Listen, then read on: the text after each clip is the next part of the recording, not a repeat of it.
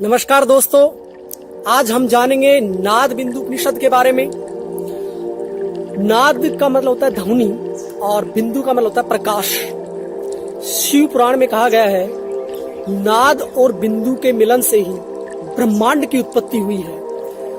यह उपनिषद ऋग्वेद से संबंधित है और इसमें कुल 56 वर्सेस हैं, 56 सूत्र हैं। इस उपनिषद में ओम या प्रणव को हंस कहा गया है और हंस एक पक्षी है, स्वान बोलते हैं जिसे, जिसको ओमकार से जोड़कर इसमें बताया गया है।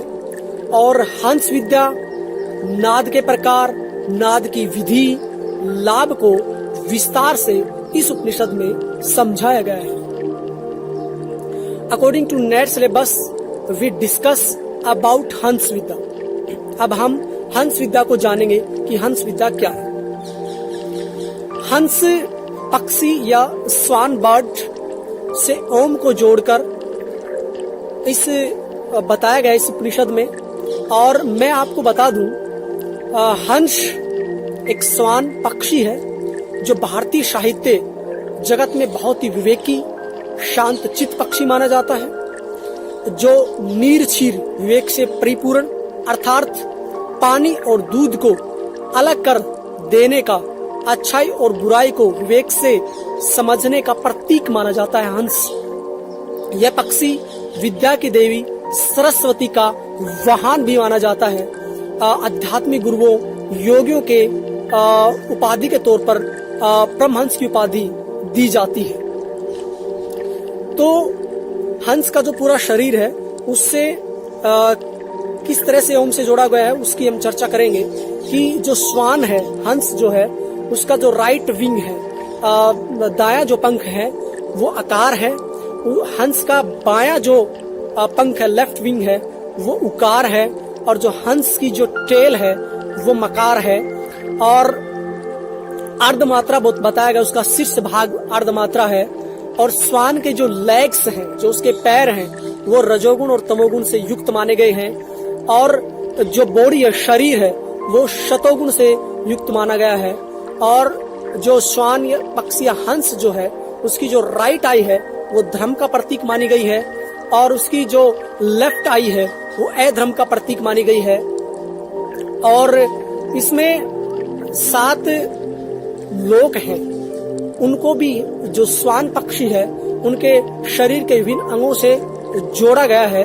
तो जो 7 लोग हैं उनमें सबसे जो पहला लोक है वो भूलोक या पृथ्वीलोक भी कहते हैं। उनको हंस के दोनों पैरों से जोड़ा गया है। भय अंतरिक्ष लोक, उन्हें दोनों जांग मीन थाई से जोड़ा गया है।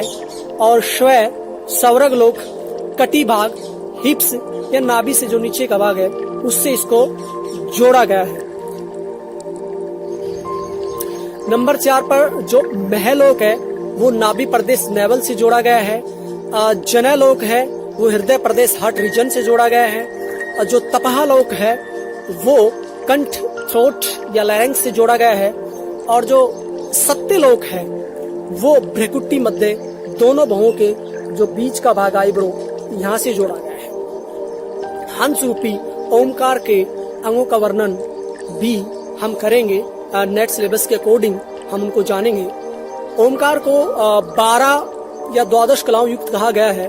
तो ओमकार की जो 12 कलाएं हैं वो कौन सी है और उनका प्राणों के साथ क्या संबंध है। तो जो सबसे पहले नंबर पर है वो है घोषणी। घोषणी प्रथम मात्रा के साथ साधक प्राणों का अगर त्याग करता है तो वह साधक भारतवर्ष में सार्वभौमिक चक्रवर्ती सम्राट के रूप में जन्म लेता है, ऐसा इसमें बताया गया है। जो दूसरी मात्रा है विद्युन मात्रा है, जो ओमकार की द्वितीय मात्रा है।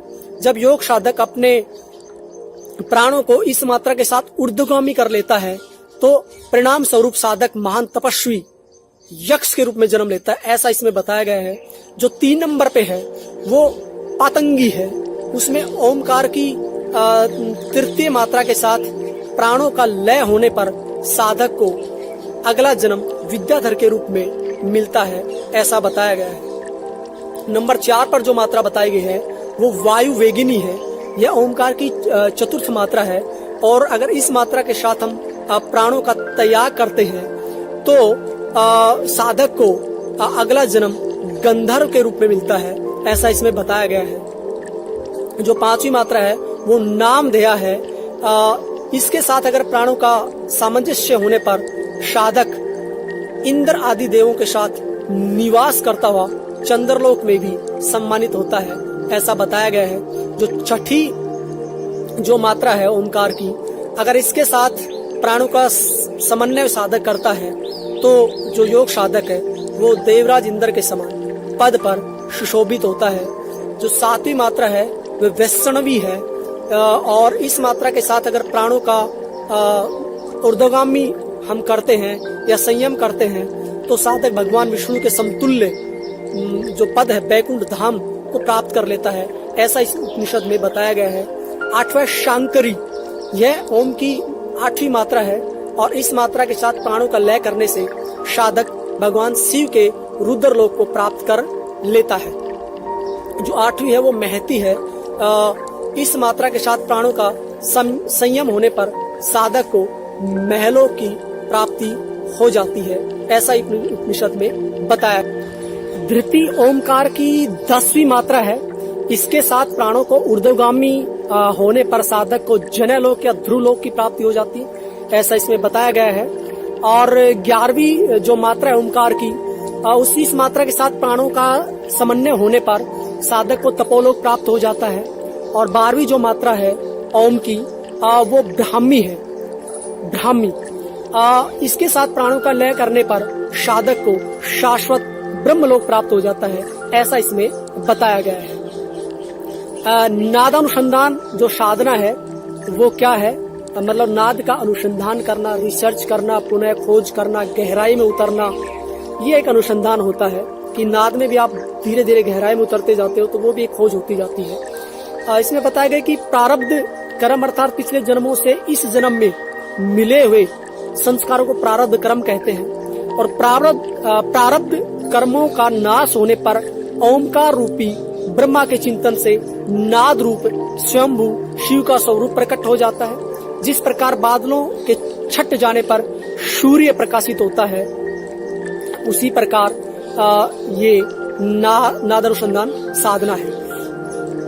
अब विधि क्या बताई गई इसमें कि साधक को सिद्ध आसन में बैठकर वैष्णवी मुद्रा धारण करके, वैष्णवी मुद्रा ये होती है कि राइट जो ईयर है और लेफ्ट ईयर है, इन दोनों को अंगुष्ठक से बंद करते हैं, और ये वैष्णवी मुद्रा है। साथ में हम उंगली आगे भी लगा सकते हैं, षणमुखी मुद्रा की तरह या योनि मुद्रा की तरह। और राइट ईयर के भीतर, जो राइट ईयर है इसके भीतर उठते हुए अनाहत नाद को संयम पूर्वक सुनना चाहिए, ऐसा इसमें बताया गया है। और नाद अभ्यास के प्रारंभ में अनाहत नाद के विभिन्न प्रकार सुनाई देंगे, और अभ्यास जब बढ़ जाएगा धीरे धीरे तो सूक्ष्म से अति सूक्ष्म भी नाद हमें सुनाई देने लग जाता है। और नाद की जो प्रारंभिक अवस्था है उसमें हमें समुद्र, मेघ, बेहरी, झरने आदि ध्वनि के समान नाद सुनाई देता है। और नाद की जो मध्यम अवस्था है इसमें मृदंग, घंटे, नगाड़े की ध्वनि हमें सुनाई देती है। और नाद की जो अंतिम अवस्था है उसमें वंशी, वीणा, भरमार ध्वनि के समान नाद सुनाई देता है। और नाद में जो मन है वो कहाँ लगाना चाहिए, तो साधक का मन सबसे पहले जहाँ जहाँ लगे नाद में वहीं लगा लेना चाहिए, ऐसा इसमें बताया गया है। और ऐसा करने पर चित्त स्वयं ही उसमें विलीन हो जाता है। और नाद के प्रकार भी बताए गए हैं। एक घन, वैसे नाद के 2 प्रकार होते हैं, आहात नाद और अनाहत नाद, लेकिन इसमें घन नाद जिसे अभेद ध्वनि होती है ये बताया गया। और दूसरा सूक्ष्म नाद, माइक्रो, जिसमें साउंड होती है बहुत ही सूक्ष्म। और नाद के उच्चारण से समस्त विषय वासनाएं पूर्ण रूप से नष्ट हो जाती हैं, और नाद के अभ्यास से मन पर पूर्णतः नियंत्रण हो जाता है। और नाद में लीन योगी जागृत, सवपन, सुसुप्ति तीनों अवस्थाओं से मुक्त होकर मुक्त अवस्था को प्राप्त करता है, और तुरीयावस्था में पूर्णतः स्थिर हो जाता है, ऐसा इस उपनिषद में बताया गया है। तो ये नाद बिंदु उपनिषद समाप्त होता है। आप सबका बहुत बहुत